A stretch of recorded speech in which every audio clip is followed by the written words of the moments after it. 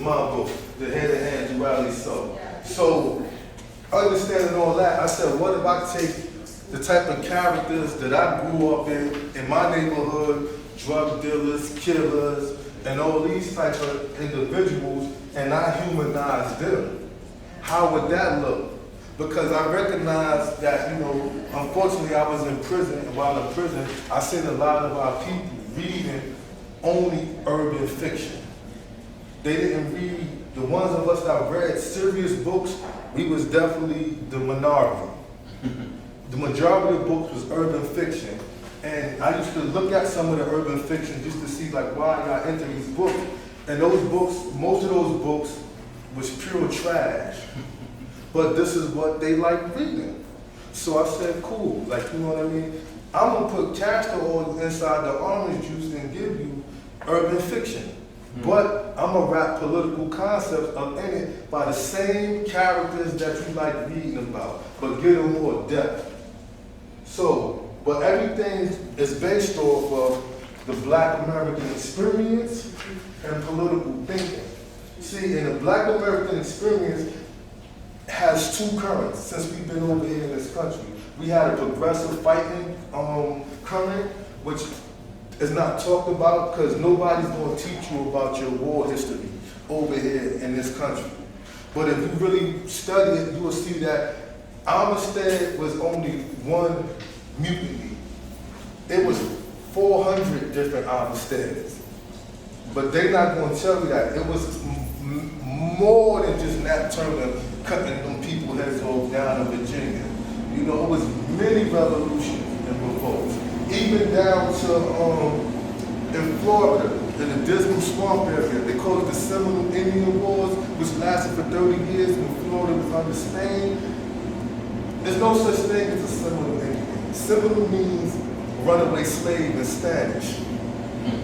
You know what I mean? So the so-called Seminole Indians was blacks that mixed in with Crows and whatever other Indian groups that was down there. The leaders of that 30-year war, the Civil War, was all black. But they're not going to tell you this. They're not going to tell you this because they don't want you to know that. They don't want you to know that you have a progressive fighting history.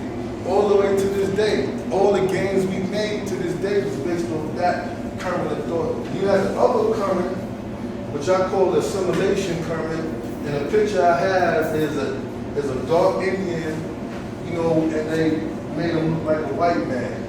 They took the Indians and sent them to school. They didn't have to do that with us because this wasn't our country. We was already amongst them. So you had some of our people that willingly assimilated even during slavery time. Because during slavery time, some of the white men didn't take care of their illegitimacies. Sometimes they just sent them out to Ohio.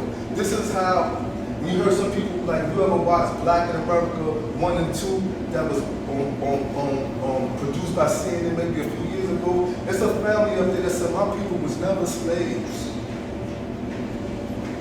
This is what they say, and they like all doctors and everything else. So how did they get a heads up if everybody else was slaves at that time? Even if you have free blacks that became free, but how did your people never was slaves?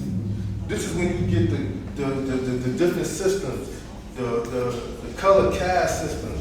You gotta be lighted in a brown paper bag. You gotta have that hair where if I put this comb, they gotta go straight through. This is what the assimilationists was doing. You couldn't go inside their churches. You couldn't go inside their social or civic organizations unless you passed these tests. And another joint, the blue vein test. See, so you got these two groups of people always battling each other since we've been over here. So we always like, so but why we can't get along? Y'all not our people. You see, when you identify more with the oppressor than you identify with your own self and kind, then you're not my people, you're not my kind. So I wanted to show that in the book. I named him a character in my book, and he's the Negro politician. Seems like everything you gotta do is strategic. Hopefully when people read the book, they go also, so let me go, these names might come back to them. Now, this picture here, since we want the characters, the street ideology of people, these are the people that I remember when I was coming up. is how they look. You know, these were the dudes in the streets. They moved a certain way, they thought a certain way. So I asked myself, okay, what happened if I take an individual, right, and I send one of them up north, because if you in the streets, you're going to jail eventually, or you're going to be dead. But this case, the main character, Bomani, he goes to, his name was Bo Money on the street, but his real name was Bomani Freeman. He get locked up, of course, for his cousin, which is another character, Maximilian, which is, he's everything that we should despise as a person. He don't have no loyalty. His loyalty is only far as how he can use you.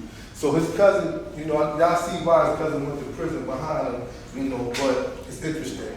But while he was in prison, Bomani, he run across ex-BLA. See, we don't realize that a lot of BLA is the Black Liberation Army. This is the underground military fighting wing for the Black Panther Party. Members of the BLA are still locked up. Some of them is just starting to come home right now. Some of them have died. A lot of them died, but some of them coming home at advanced ages, 70, 75. But what if, a person like that connect with a person that was in the BLA, start getting, just listening to his stories and get retrained and rethinking. How would that look? But he don't never change up how he move. Because sometimes when people go to prison, man, they come home, they don't be the same person they was when they left. So I said, make this person, he's still who he is. From a tactical thinking, he was a killer. He was a big time drug dealer, but now he's not into drugs, he's not into killing. But the same tactics that allowed him to be on top of the game, he kept. He kept his persona. He kept his ideas. His philosophy on life changed. And then he come back to the community.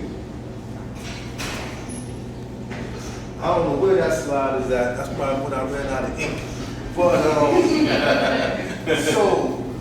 so the ideas of the book is all around community.